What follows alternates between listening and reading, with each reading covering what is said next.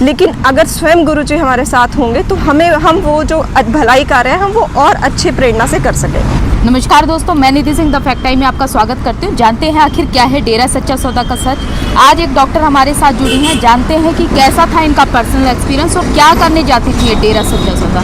नमस्कार मैम। नमस्कार, मैं डॉक्टर आस्था। क्या नाम है मैम? मेरा नाम डॉक्टर आस्था इंसान है। मैम डेरा से कब से जुड़ी? मैं डेरा से लगभग पिछले 15 सालों से जुड़ी हुई हूँ। मैम आप एक डॉक्टर हैं, उसके बावजूद आप डेरा सच्चा सौदा जाते हैं, क्या कारण? देखिए, इस बात से कुछ फ़र्क नहीं पड़ता, हम पढ़े लिखे होकर ही यहाँ पर विश्वास करते हैं, क्योंकि जो हमारे गुरुजी ने जो हमें शिक्षाएं दी हैं वो सब एक अच्छे मार्ग दिखाने के लिए, एक इंसानियत का मार्ग दिखाने के लिए। और इस चीज़ में मुझे लगता है कि हम पढ़े लिखे इंसान इस चीज़ को अगर और आगे बढ़ाएं, गुरुजी की जो शिक्षाएं, जो उनका दिखाया हुआ मार्ग है उसको और आगे दिखाएं लोगों को, तो वो ज़्यादा अच्छा होगा। मैम गुरुजी के यहाँ जो लड़कियाँ जाती हैं, क्या लगता है सुरक्षित हैं? बिल्कुल सुरक्षित है। मैंने अपनी स्कूलिंग जो है यहीं पर शासत नाम जी गर्ल्स स्कूल से की है। मैंने अपनी 9 to +2 4 साल मैं यहाँ रही हूँ, तो मेरा खुद का पर्सनल एक्सपीरियंस है कि शायद हम अपने घर से भी ज़्यादा सुरक्षित यहाँ पर है। डॉक्टर मैम आप कहते हो कि यहाँ पर माहौल जो है बहुत अच्छा है, मगर उसके बावजूद मीडिया में एक के बाद एक मनगढ़ंत कहानियाँ बताएं, क्या सच्चाई है उसमें? देखिए, वो मनगढ़ंत कहानियाँ कुछ लोगों की बुनी हुई कहानियाँ हैं। जिनके मन में कोई भी शंका है उन्हें यहाँ आकर देखना चाहिए कि यहाँ पर असलियत क्या है। सुनी सुनाई बातों पर विश्वास करने से कभी कुछ नहीं होता। आप स्वयं आए यहाँ पर, आपके मन में जो भी शंका है वो सब खुद आके दूर करिए, खुद एक्सपीरियंस लीजिए यहाँ पर। मैम जो गुरुजी पे आरोप लगाए गए उसके बारे में क्या कहो, क्या मानना है? देखिए, पर्सनली मैं इन सब आरोपों को नहीं मानती, लेकिन हमारा कानून प्रक्रिया में पूरा विश्वास है। अगर ये चीज़ कुछ लगी है तो इनका भी निवारण होगा। हम आगे हाईकोर्ट गए हैं तो वहाँ पर ये सब चीज़ें जो भी है सच सामने आएगा, दुनिया के सबके सामने आएगा। मैम गुरुजी ने समाज के लिए कुछ किया है? बिल्कुल किया है, उन्होंने इतने भलाई कार्य किए हैं। इनफैक्ट उनका एक भलाई कार्य जो कुल का क्राउन है उसका मैं खुद एक पार्ट रही हूँ। मतलब ये एक ऐसी सच्चाई है जो इस दुनिया में कोई भी नहीं मान सकता कि हाँ एक लड़की बारात लेके आए। ये चीज़ नेक्स्ट टू इम्पॉसिबल थी, लेकिन गुरुजी ने करके दिखाई और मैंने खुद ने ये एक्सपीरियंस किया।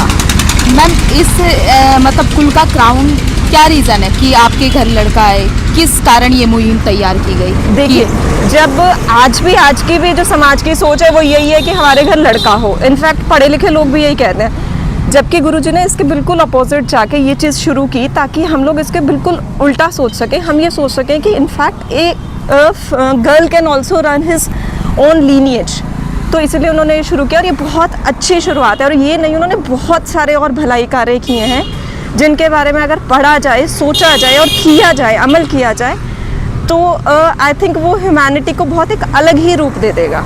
मैम वैश्यावृत्ति को रोकने के लिए क्या गुरुजी ने कुछ किया है? बहुत अच्छा, उन्होंने बहुत अच्छी शुरुआत की थी वैश्यावृत्ति को रोकने के लिए। उन्होंने उन बच्चियों को अपनी बेटी बनाया, उनकी शादी करवाई, जबकि ये एक समाज जो है उनको कभी भी ये चीज़ एक्सेप्ट नहीं करता। उनको इनफैक्ट उनको अच्छी नज़र से नहीं देखा जाता, कभी उन्हें एक्सेप्ट नहीं किया जाता। और यहाँ तो उन लोगों की शादी कराई जाती है, उनको प्रॉपर एक फैमिली दी जाती है जिससे वो एक नॉर्मल लाइफ हम लोगों की तरह जी सके।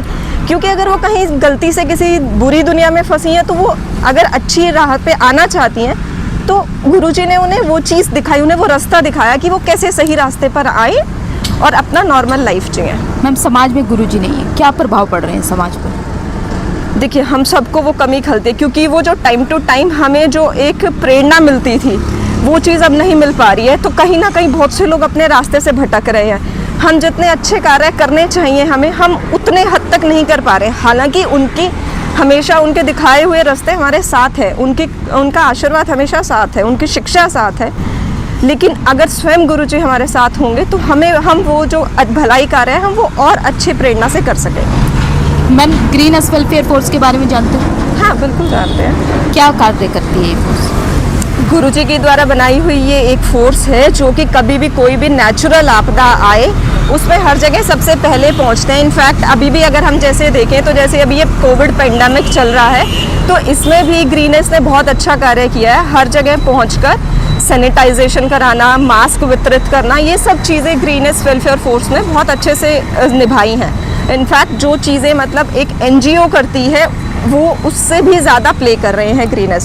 किसी तरीके की तनख्वाह लेते हैं? नहीं, बिल्कुल भी, ये निशुल्क संस्था है, निशुल्क किसके फोर्स है। कहने पे करते हो मैम आप लोग? सिर्फ और सिर्फ गुरुजी के कहने पे, गुरुजी की ही सारी प्रेरणा है जो वो इतना अच्छा कार्य की राह दिखा रहे हैं। मैम जो मीडिया में एक पर्सनल गुरुजी को टारगेट नहीं किया गया, ना ही डेरा सच्चा सौदा को टारगेट आप लोगों को किया गया, लड़कियों को। आज आप कहीं जाओगे, आप बताओगे डेरा सच्चा सौदा जाते हो, तो कहीं ना कहीं आपकी जो कैरेक्टर पे उंगली उठाई जाएगी। तो क्या कहना चाहोगे, ऐसे चैनलों को बंद किया जाए जो ऐसे इज्जत पे लांछन लगाए किसी के बिना? देखिए, इज्जत पे लांछन लगाना, चैनल को बंद करना कोई रास्ता नहीं है। आप वो लोगों को इस चीज़ को समझना होगा, क्योंकि देखिए मीडिया एक बहुत अच्छा चैनल है हम सबके विचार प्रकट करने का। अगर मैं भी आपके थ्रू प्रकट कर रही हूँ, वैसे ही वो अपने विचार कर, लेकिन उनको इस चीज़ को समझना होगा कि हाँ, हम किसी पर भी बिना किसी सबूत के आरोप नहीं लगा सकते।